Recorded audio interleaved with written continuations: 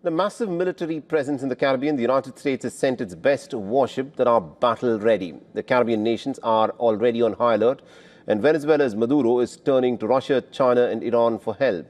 Our next report gets you the details.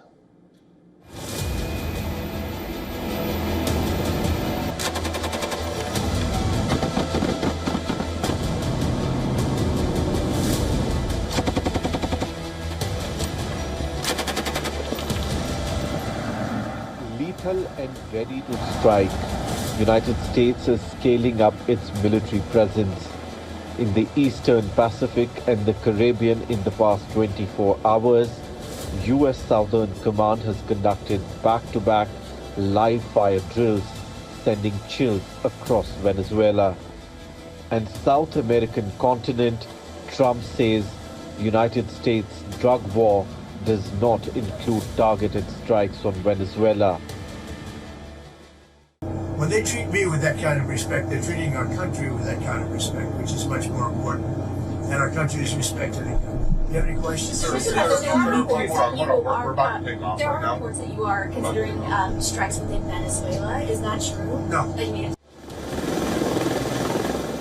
But the continuous drills, military and warship deployments is putting pressure on Maduro.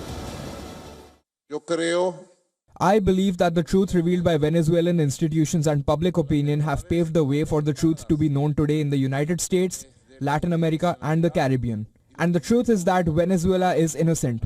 Everything that is being done against Venezuela is to justify a war, regime change and to steal our immense oil wealth, which is the largest oil reserve and the fourth largest gas reserve in the world. Es inocente. Reports suggest USS Iwo Jima amphibious assault ship, one of the key components of US arsenal, took part in an exercise less than 200 kilometers away from Venezuela. The USS Gerald Ford, US Navy's heaviest and most modern aircraft carrier, has been dispatched to the region. The deployment means there'll be 14% of the US Navy's fleet in the Caribbean. The massive build-up has forced Venezuelan leader to turn to his ally, Russia. Maduro has reportedly written to Putin multiple times in the past 30 days. The ask includes overhauls of defensive radars, delivery of 14 missile units and the restoration of several Russian-made Sukhoi Su-30 Mk-2 fighter jets that Caracas previously purchased. Not just Russia, Caracas is also seeking help from China and Iran. Maduro urged Beijing to speed up Chinese firms' production of radar detection systems to strengthen Venezuela's defenses. As for Venezuela and Iran ties, Iran maintains a drone manufacturing facility on a Venezuelan air base, where it's also training personnel to operate the equipment. Washington maintains its war is against drug lords while maintaining a $50 million reward on arrest of Maduro. US massive build-up and back-to-back strikes on alleged drug boats pose one of the hardest tests Maduro has ever faced. Bureau Report, World is One.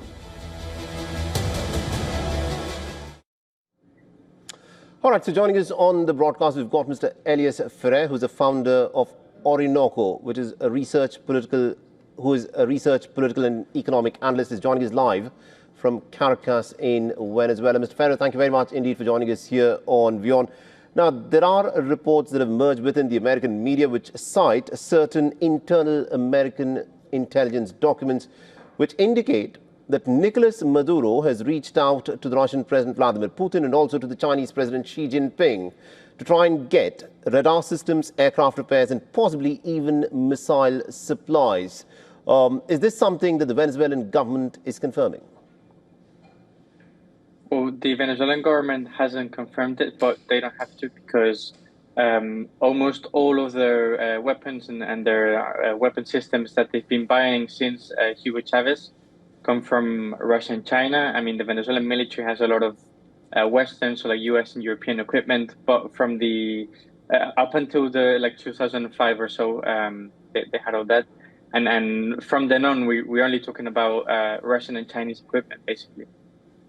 Interesting. Now, the fact that the United States has carried out such a massive mobilization in the Caribbean, the possibility that there could be some kind of American action, some are suggesting that this is being done to try and create disaffection within Venezuela to create conditions to topple Nicolás Maduro.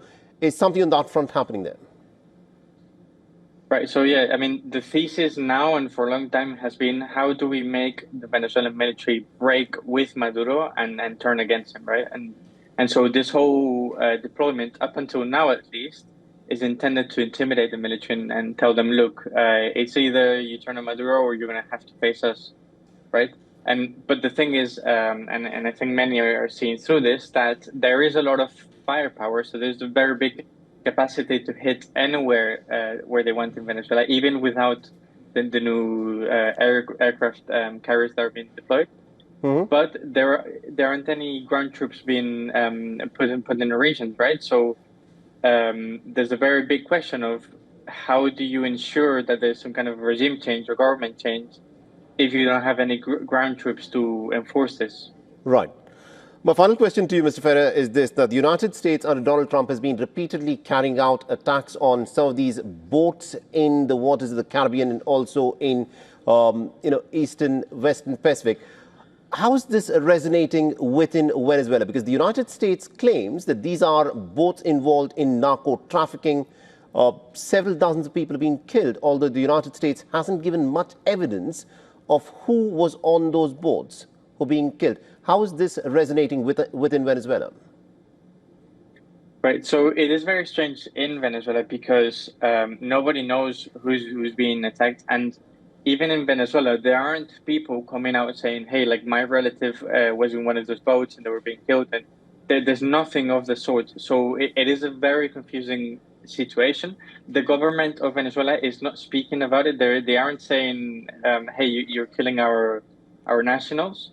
So it is a very strange situation. But actually, underneath all of this, there is a kind of normalcy that is a bit strange, right? Like most people's lives are going on as normal. And I think because everyday life is pretty hard for many people, they don't have a lot of time to think about this military deployment. And there's a lot of, this kind of situation has kind of happened before where the US is just about to intervene militarily in the country, maybe not as close as it's been now, but kind of this idea that, okay, it's happening again, and they're just carrying on with their lives. All right, we'll have to leave it there. Thank you very much indeed, Mr. Elias Ferrer, for joining us all the way from Caracas in Venezuela and getting us that perspective there.